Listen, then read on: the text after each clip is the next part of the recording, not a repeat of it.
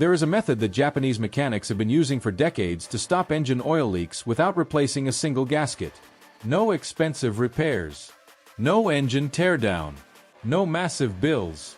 Just 3 simple steps, done over a couple of weeks, that in many cases can slow down or completely stop an oil leak.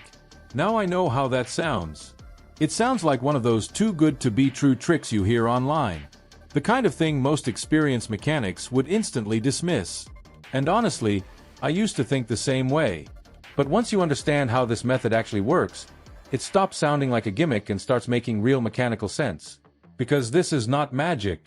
It's not a miracle product. It's simply about understanding why engines leak oil in the first place and fixing the root cause instead of just replacing parts. And the reason this method works comes down to 3 things most people ignore: pressure, cleanliness, and seal condition.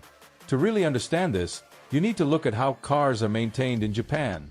Japan has one of the strictest vehicle inspection systems in the world. Every car must pass a detailed inspection every 2 years.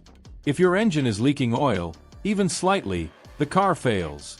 And if it fails, you can't legally drive it until it's fixed. On top of that, repairs in Japan are expensive. Labor costs are high, and even basic service can cost hundreds of dollars.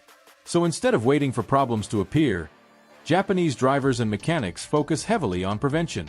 They fix small issues before they turn into expensive ones. And that mindset is exactly why this method exists.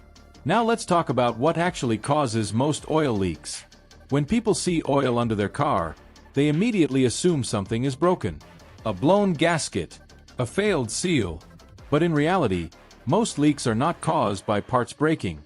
They are caused by parts aging. Engine seals are made of rubber or rubber-like materials. When they are new, they are soft, flexible, and able to press tightly against metal surfaces to keep oil contained. But engines run hot. Very hot. And over time, that heat slowly changes the rubber. It dries it out. It hardens it. It causes it to shrink slightly. And when that happens, tiny gaps form between the seal and the metal surface. Not cracks. Not major failures. Just microscopic gaps. And oil will always find its way through those gaps. Here's the important part most people don't realize. Those seals are not destroyed. They haven't fallen apart. They haven't disappeared. They're still there, just less flexible. And that means in many cases, they can actually be restored instead of replaced.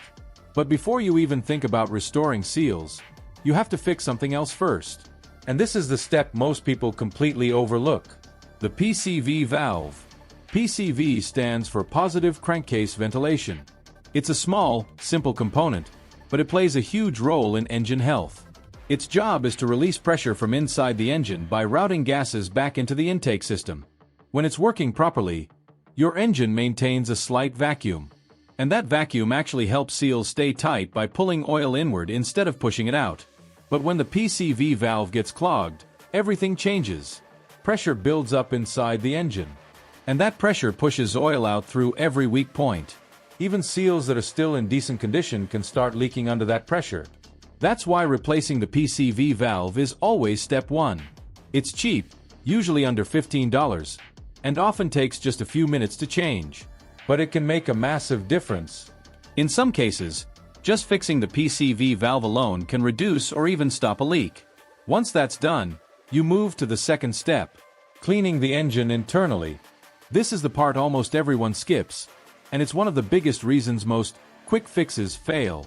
Over time, engine oil breaks down and leaves behind sludge, varnish, and carbon deposits.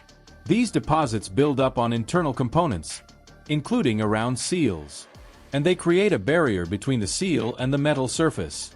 So even if the seal is restored, it still can't seal properly because dirt is in the way. That's why cleaning comes before conditioning. The Japanese method uses a gentle cleaning process, not aggressive chemical flushing that can damage the engine. Instead, you add a cleaning additive to your existing oil and drive normally for a few hundred miles. This allows the cleaner to slowly dissolve buildup. Then you drain the oil and replace the filter. Now your engine is clean, and your seals have a proper surface to seal against. Only after that do you move to the final step: seal conditioning. This is where the real change happens. Seal conditioners don't work by plugging leaks. They don't contain particles that block holes. Instead, they work chemically on the rubber itself. They contain compounds that are absorbed into the seal material. As the seal absorbs these compounds, it softens and expands slightly, just enough to close those tiny gaps that were allowing oil to escape. We're not talking about huge changes, just microscopic expansion. But that's all it takes, because the problem started small, and the solution only needs to be small to fix it. Once you add the conditioner to fresh oil, you simply drive the car. Give it time to circulate. Give the seals time to absorb it. And over the next few hundred miles, you start to notice the difference. Leaks slow down. Sometimes they stop completely. And if you maintain this process by adding a small amount during future oil changes, you can keep the seals flexible long-term. That's what makes this method powerful. It's not just a fix. It's a maintenance strategy. But it's important to understand where this method works and where it doesn't. It works best on older engines with minor leaks caused by hardened seals, small drips, slow seeps, light oil stains. That's where it shines. But if a seal is physically damaged, cracked, or completely worn out, this won't fix it. If metal parts are broken, this won't fix it. If oil is pouring out rapidly, you're looking at a mechanical repair. No additive can replace damaged hardware. Still, for a huge number of real-world cases, this method can save you a lot of money. Think about it.